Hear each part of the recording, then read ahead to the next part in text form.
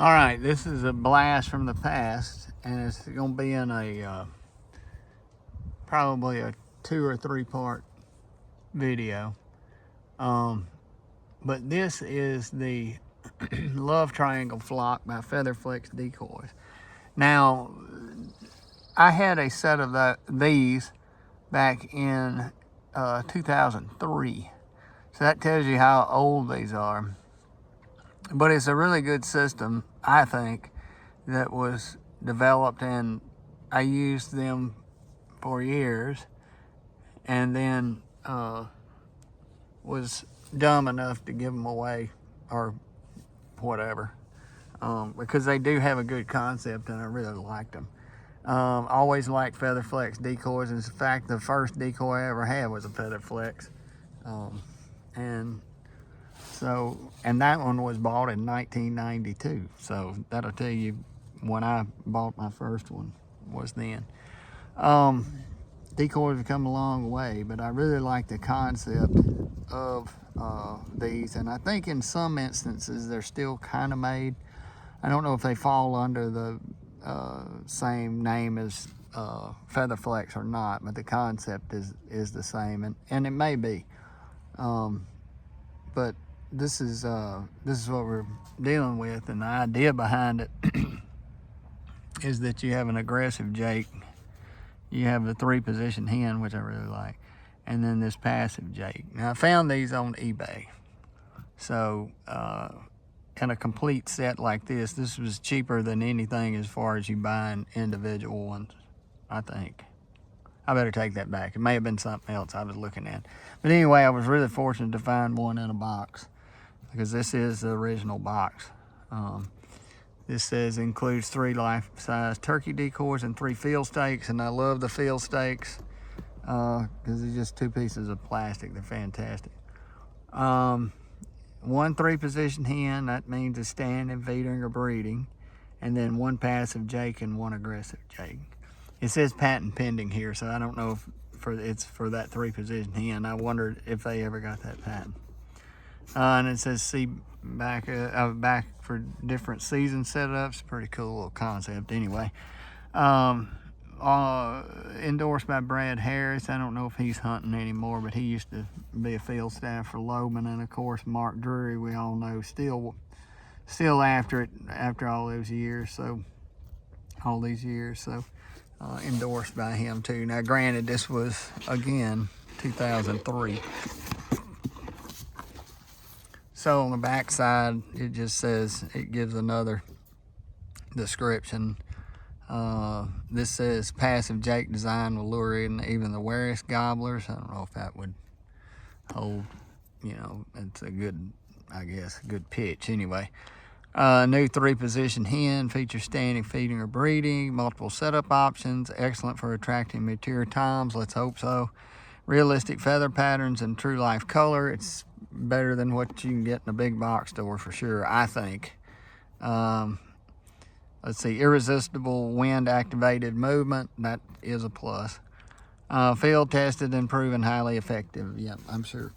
And I don't mean that to sound derogatory, but real simple setup. Everybody knows this, but I'm going to use this piece of pine straw as my pointer. It says connected 2 stake halves together. Unfold the decoy. Use the 3 positions. It has 3 positions here that you can set the hen in, and then place the aggressive jake, decoy, or Bubba. I don't remember Bubba. I can't remember Bubba, but that was another decoy on top of the hen, which you could do that with either one of those jakes. Always place the stake in the ground prior to setting up the decoy. I know from experience that is true. It'll blow that top grommet out every time.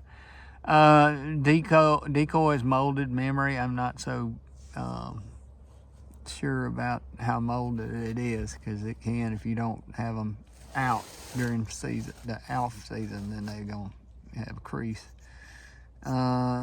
Kept loosely rolled in case a crease develops, like I said. But conservative use of a hair dryer on the creased area will eliminate it. Constant use, rolling, unrolling, serves to soften the material, make it more supple and consistent. The more you use it, the better it gets. Used in a lot of instances. Should the decoy be damaged, use a needle and thread to stitch it up. That's easy. A loose seam can be solved with a good gasket glue applied from the inside. I have shot this hen, my hen, and it held up quite well. I wish I still had it because it was pretty cool. It had pellets in it. High wind situations may cause a decoy to spin. Yeah, and then you can stop that by positioning it differently. I'm not going to read all this small stuff, but I'm giving you a summary. The body cavity of the decoy is an excellent place to store the stake in when not in use. That's true. By placing the two halves of stake inside the cavity in the neck region, you can transport the decoy quietly and without worry of losing any part of the stake. Now, I will say that that's pretty smart. I apparently didn't read the box back in the day, or I would have done that. Again, Featherflex Decoys, a division of Outland Sports, and we all know sometimes those things change. But this was out of No Show, or Neo Show, ever how do you pronounce it, Missouri. I guess if you want to call that number and see if anybody answered, you could. But this is the setups: early season, mid-season, and late season. So with the early season, it's got all three decoys. Mid-season, it has all three, but it's got the Jake closer to the hen. And then in late season, I guess after all the mature gobblers have been killed, you still got this Jake decoy trying to breed the hen, who is not paying any attention to the Jake. She's just kind of like foraging for food, and then she's sitting on the nest probably by then. But anyway, really excited about it. And you know, like I said, some of these decoys are still being produced to this day, and I don't like I said, I don't know if they come under the Featherflex decoys, but it's pretty cool to have I'm assuming unopened box. I gotta take this tape off, eBay tape, and find out. But anyway, so we'll come back and do a box opening and see what we can get from there. Stay tuned.